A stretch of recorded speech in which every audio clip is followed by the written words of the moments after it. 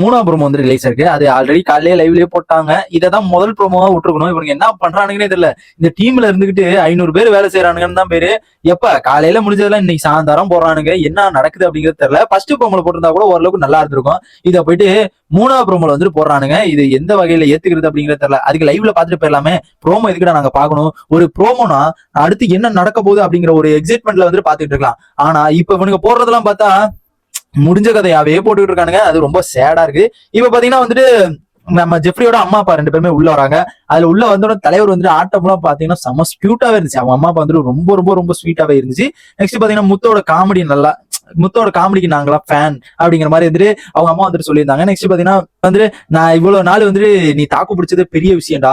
இவ்வளவு நாள் வந்துட்டு 80 நாள் வந்துட்டு நீ தாக்கு பிடிச்சிருக்க பத்தியா, அதெல்லாம் ரொம்ப ரொம்ப ரொம்ப பெரிய விஷயம். இவ்வளவு இதை கடந்து இவ்வளவு பிரச்சனைகளை கடந்து அந்த மாதிரி வந்துட்டு அவங்க அப்பா வந்துட்டு எப்பயும் போல வந்துட்டு அட்வைஸ் பண்ண ஆரம்பிச்சாரு.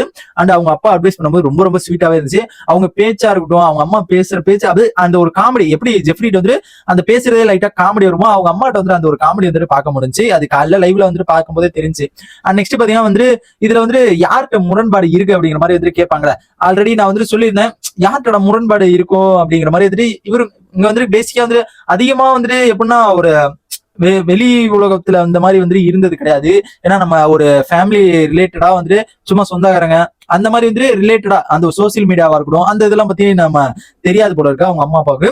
அண்ட் அதனால வந்துட்டு அழகா ஸ்வீட்டா இது வந்துட்டு சொல்லியிருந்தாங்க. என்ன சொல்லியிருந்தாங்க பாத்தீங்கன்னா விஷால் வந்துட்டு அதிகமா பேசவே மாட்டேறாரு. அவரு சேஃப் கேம் விளையாண்டுட்டு இருக்காரு அப்படிங்கிற அளவுக்கு வந்துட்டு அவங்க சொல்லியிருந்தாங்க. அதை பார்க்கும்போது ரொம்ப ரொம்ப அவங்க அம்மா வந்துட்டு சொல்றாங்க விஷால் நீங்க வந்து பேசவே மாட்டேங்கிறீங்க, சேஃப் கேம் விளையாடுறீங்க அப்படிங்கிற அளவுக்கு வந்துட்டு சொல்லியிருந்தாங்க. ரொம்ப ரொம்ப ரொம்ப ஸ்வீட்டா சூப்பராக இருந்துச்சு. அதை சொல்லும் போது காமெடியாவும் இருந்துச்சு. ஒரு முரண்பாடு என் மேல இருக்கு உங்க மேல இருக்குது அப்படிங்கிறது கரெக்டா வந்து காமிச்சிருந்தாங்க. அதுக்கப்புறம் பாத்தீங்கன்னா ஜெஃப்ரி வந்துட்டு இதுக்கு மேல வந்துட்டு பாஸ்ட் இதுக்கு மேல என்ன நடந்தாலும் ஓகேடா, இனிமே எது நடந்தாலும் வந்துட்டு நான் ஏத்துக்கிறேன் அப்படிங்கிற அளவுக்கு வந்து ஏன்னா ஸ்டார்டிங்ல இருந்தே பாத்தீங்கன்னா அவங்க அம்மா அப்பா உள்ள எப்படியாச்சும் இந்த ஒரு ஃபேமிலி டாஸ்க்ல வந்து கூட்டு வந்துடணும் அப்படிங்கிற அளவுக்கு வந்து ரொம்ப ரொம்ப ரொம்ப ரொம்ப எக்ஸைட்மெண்டா இருந்தாரு.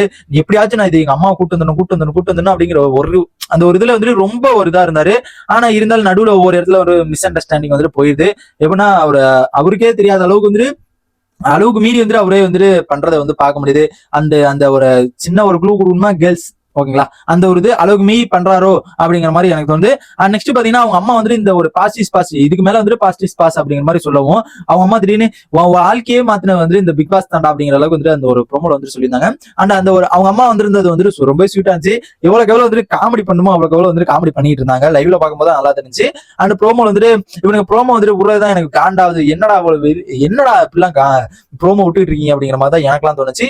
அண்ட் இதான் வந்துட்டு இப்போ ஒரு 3ஆவது ப்ரோமோ வந்துட்டு காமிச்சிருக்காங்க. அண்ட் ஜெஃப்ரி வந்து எந்த வகையில வந்து அவரு டவுன் ஆயிட்டாரு அப்படிங்கிறது எனக்கு தெரிஞ்சு அந்த ஒரு கேர்ள்ஸ் சர்க்கிள் அந்த ஒரு ரேஞ்சில தான் வந்துட்டு எனக்கு தெரிஞ்சு அந்த ஒரு சர்க்கிள்ல மட்டும்தான் வந்துட்டு அவர் டவுன் ஆயிட்டாரு. ஃபுல் அண்ட் ஃபுல் அங்கதான் வந்துட்டு அவரு கான்சென்ட்ரேஷன் வந்து இருந்திருக்கு.